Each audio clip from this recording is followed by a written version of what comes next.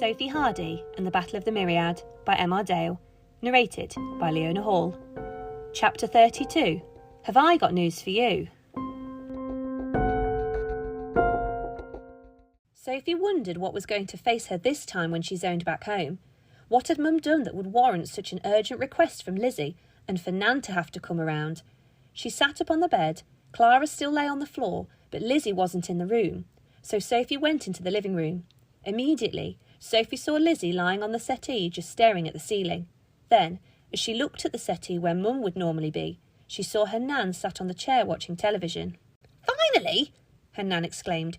She was a short lady with grey curly hair and was known throughout the village for her lovable nature, but Sophie knew, as did her grandad before he died, that she had a fiery temper that wasn't to be messed with. Nan was known to have held grudges against other villagers for years. Sophie also knew that it was she who Sophie got her stroppy side from, but she adored her and loved being in her company. "Pardon?" Sophie asked. "Hours you've been on that thing. Don't you care what's going on in the real world?" Nan preached like Sophie had heard so many of her generation do to people who spent time online, despite the fact that Nan had her own implant and used it almost as often as everyone else, but she just liked to moan about the youth of today. "You have no idea," Sophie replied, smiling at the irony that was clearly completely lost on Nan. "No idea, cheeky beggar," Nan snapped back, still not standing up from her seat. Sophie smiled again and went for the kitchen. The altercation with Nan had distracted her from the fact that she had been summoned back in an emergency that really wasn't evident. "Where's Mum?" Sophie asked on her way past. "Well, it seems someone has really upset her," Nan started, and Sophie just rolled her eyes. It wasn't unlike Mum to go storming off after a disagreement. She always came back eventually, and it was normally Dad who looked after them, but obviously that wasn't possible anymore. "Right," Sophie replied. Sophie then mimed what Nan was going to say next, as Nan said it as she'd heard it a million times before from Dad. "So, she has gone away for a few days to sort herself out," Nan said, and Sophie mimed. Lizzie had remained silent and staring at the ceiling since Sophie had walked back into the room, but it was as Sophie was about to leave the room that she changed from lying down to sitting forward. Lizzie then said, "Sophie, you need to watch this." Sophie stopped and looked at the television that Nan and Lizzie were now both watching. It was on the news channel, and the breaking news sticker was going across the bottom as it seemed to do a lot.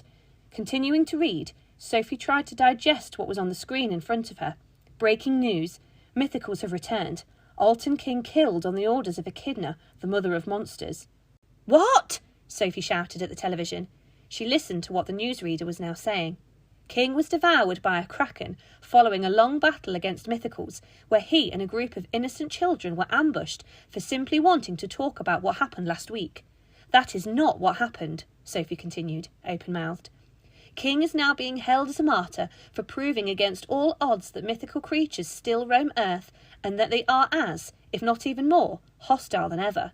This, of course, also proves King was right all along about the vanishing and the aging just last week, where he and his company were wrongly blamed, whereas in fact mythical creatures instigated the whole event." Sophie perched herself next to Lizzie, but couldn't bring herself to look at her. "Terrible, isn't it?" Nan began. "That poor man. We all blamed him, and he dies trying to prove us all wrong. The man's a hero. I'll be more careful what I believe next time. It's someone like him who should be running this country now." Ignoring everything Nan was saying, Sophie carried on watching as clips that King had recorded through his implant of the battle flashed across the screen. They showed Manita and her hooded clones being tackled by all the mythical creatures that were there, but cleverly cropped to show the Manitas going up against Typhon and knocked to the floor by Lichen, rather than smashing down walls in Meliora, and finished with a clip of King being eaten by the Kraken. The first time in his avatar form, not the second. It then ended with a sudden blackness as the Kraken closed its enormous jaws. King must have spent his time struggling in the Kraken, sending videos out to news outlets rather than fighting to get out. It all looked extremely convincing.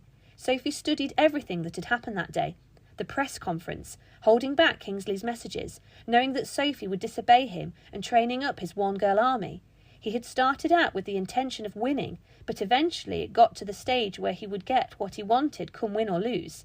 He was willing to die to protect the company and legacy he had built, and he had done so and succeeded. Shadow was now in the clear, and mythicals were painted as the villains, and were once again going to be feared and despised by society. It all made total sense to Sophie now, and she couldn't help but admire the ingenuity of the man. He had played everyone brilliantly, albeit costing him his life, which he obviously valued less than his company. This way, he would live on forever, and so would his work. "What are you going to do?" Lizzie asked Sophie. "Do?" Nan interrupted. "I remember those creatures last time. There's no way we should tolerate them again. Not in any walk of life. They all want locking up."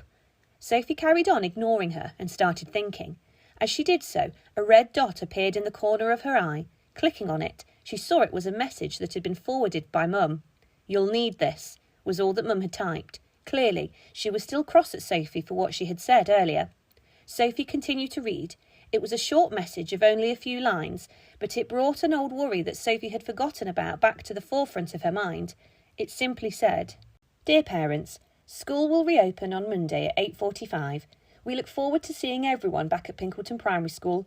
Your children will both be in a class with the new teacher, Miss Hale. We look forward to seeing you on Monday. Regards, Mrs. Tabard." Sophie sighed, and the twisting feeling in her stomach returned once more.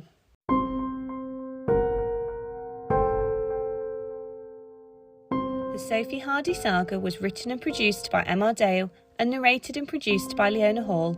If you enjoyed it and would like to continue to follow the adventures of Sophie and her friends in coming episodes, then please subscribe through one of the many podcast providers out there. The links for each of these can be found on our website. If you require more information, visit our many social media channels, or if you would like to purchase a copy of the book, then be sure to check out our website, www.sophiehardysaga.com. Thank you for listening, and we hope you enjoy.